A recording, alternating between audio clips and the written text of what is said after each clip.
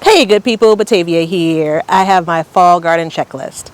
I have 7 things that I'll be doing this fall to help wrap up the garden season and then prepare for next year's growing season. All right, let's dig in. Okie doke. So first thing on the list, things that need to be watched really closely as we shift in our weather. So today is October the 15th. I garden in the US. I'm in Chicago, Illinois. My growing zone is zone 6A. Just as a note, some Chicagoans are actually in garden zone 5. So don't worry if you hear that as well. But I'm in 6A, but most importantly for this time of year, my average first frost date is November 1st, so that puts us about 2 weeks out.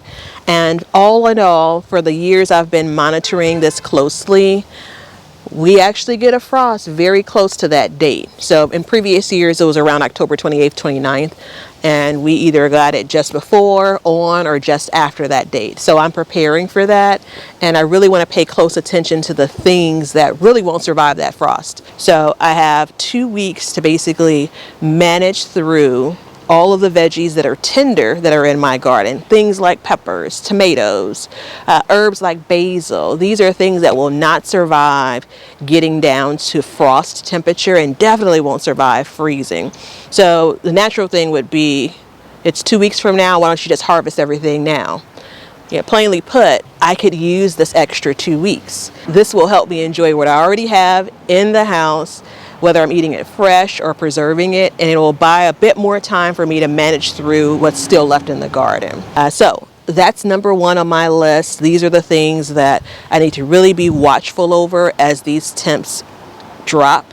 And just keep in mind that just because freezing is at 32 degrees Fahrenheit and you could get frost just above that even, 40 degrees, 38 degrees, 37 degrees, that could be damaging to some of these plants. So I want to keep that in mind as I monitor the weather and my garden over the next couple of weeks. Okay, so number 2, things that need my attention now. So these are some of the vegetables that I've kind of orphaned over the last several weeks, and they really need some attention now. And I want to make sure that I'm able to tend to them so I don't kind of lose the opportunity to enjoy the crops. This includes things like my Brussels sprouts. They've started to form buds, and I'm going to go ahead and top them off. So about 2 weeks before my average first frost date, it's probably my last chance. I've read 2 to 3 weeks is more ideal when it comes to topping the plants, which would just be clipping this top off so it can focus energy on actually producing the Brussels sprout buds. So that's one thing. I also need to keep an eye on my kale as an example. It's struggled a little bit. It's still looking good. These are both things that are going to go past the point of my average first frost. So these will be in the garden in my area and just be fine, right? You know, they'll go limp in some of those colder nights and early mornings, but they'll spring back up once the temperatures rise above freezing and stay that way for a bit. So I want to make sure that I'm able to enjoy these vegetables. For my kale, I've harvested kale as late as January 1st, right? You know, so if I have an opportunity to do that for these plants and it takes a little bit more care now, I'm going to go ahead and do that.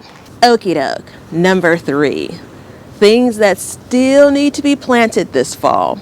So in the folks that are living in the colder zones, when we talk about fall, our season is really wrapping up. I know some folks that live like in the US, like in the West and the South, you still have quite a bit of time to grow and plant things. But for me, my list is pretty limited. So to start, I'm going to be using this space to plant out. This is a 4-foot by 4-foot bed, and then behind it is a 7-foot by 4-foot-ish space. And so I'll be planting out some things coming up this week probably. So first off, I had garlic here that I harvested back in the summer. This is a volunteer mustard plant. I have what looks to me and smells to me like garlic sprouts. I don't know what you'd call them. The flowers produced for some of the garlic scapes that I let go to flower accidentally. Seeds produced, dropped, and now they've created what looks like green onions. And I only know that they're related to the garlic because of the smell, right? And then behind me I had, potatoes here that were planted in the spring, harvested in August. I have some beautiful snapdragons that volunteered. And gosh, These are one of my favorites. But I'll need to move them. Potatoes were back here, as I said. Sunflower volunteers from the sunflower patch that came up. And I'm pretty excited about what I'm planting here because this is the first year. Yeah, the first year that I've been intentional about it. This will be winter spinach. Spinach that I'm basically overwintering, not looking for a harvest this fall, but actually next spring. So the variety is actually winter spinach. It's designed to grow in hoop houses, greenhouses, low tunnels, which is what I'm going to set up here. I'll take some of the hoops that I've used over the years. I'll add them back to this bed, these two beds.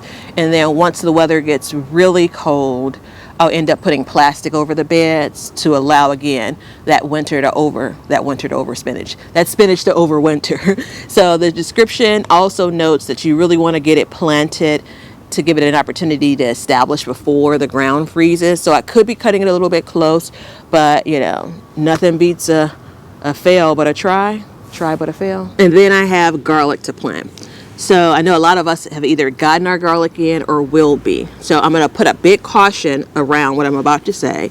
And I've only been growing garlic 3 years, and only 2 of those have been successful. But boy, were they successful. Last year I planted garlic the last week of November. The year prior I planted it the first week of November. In both of those cases, come spring I saw garlic pop up, and come summer I had a really nice garlic harvest. That first year, I can't say what really happened. None of the garlic came up. I actually ended up talking to the seed company and they refunded me for that. But I share this, and I share it as a caution because I am planting out garlic beyond my first frost date. You know, a lot of people talk about anywhere from October to December even planting garlic, even in cool weather states. And I basically followed that. It's just right now the spaces that I'm thinking about planting my garlic have other things growing, and I'm trying to give them the last bit of these days. And because I have a reference point to success with planting garlic even in November, I'm going to go with that. Now, of course, the caution is if all things are equal compared to these previous years. If I could get my garlic planted and it can become established before my ground freezes, I should be good. That's been the case these last couple of years. But of course, weather patterns change. I'm not expecting, that to be a problem this year, but I do need to make a note. That's a consideration.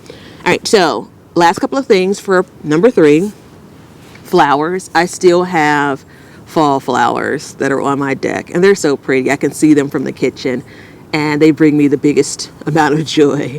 And there's a part of me that's just like, let them live there. I'm also considering, the initial intention was to put them in containers, but since we're so late into the season now, I'm considering putting them in ground with the goal of them coming back next year. But that requires me to come up with the garden design around those flowers and to committing to that space. Now, I know that I could plant them in ground and I could pull them up next year if I want.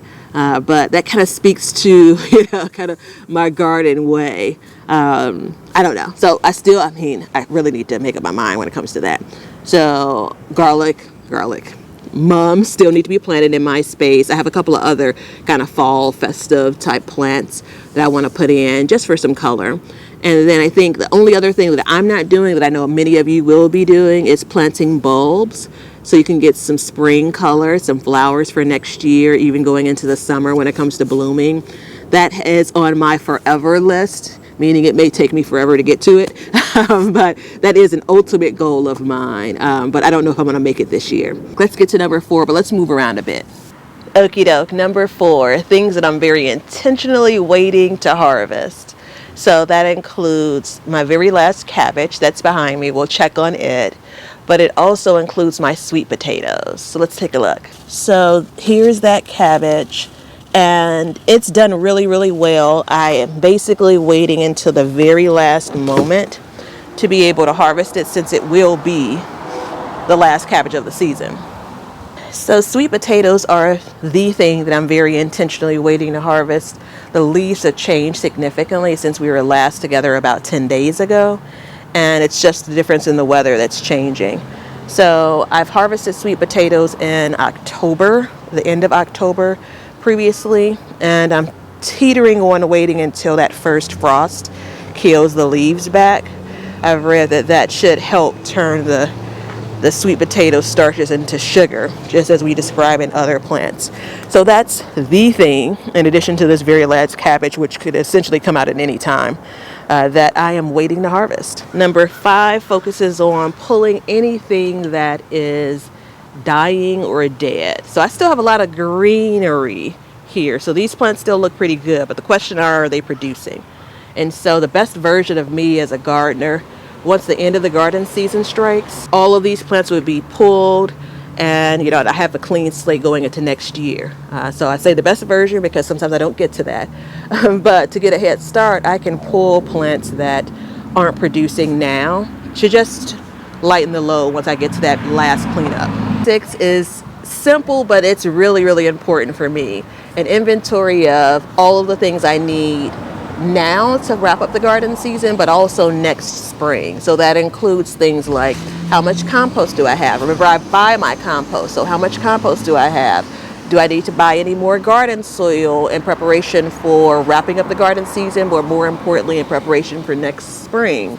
Once I'm ready to get out, once the weather is ready for me to get out into the garden next spring, maybe even late next winter, so March, going into April, I want to have the things I need at hand.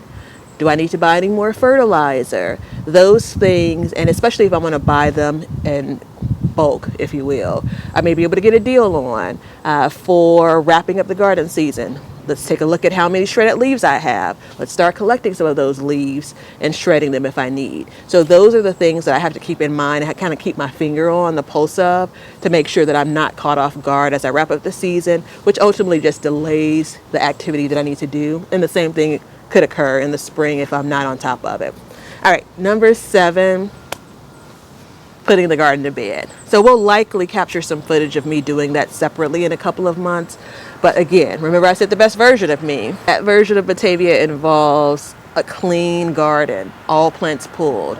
It involves adding compost to all of the beds that I basically want to hit the ground running in next spring.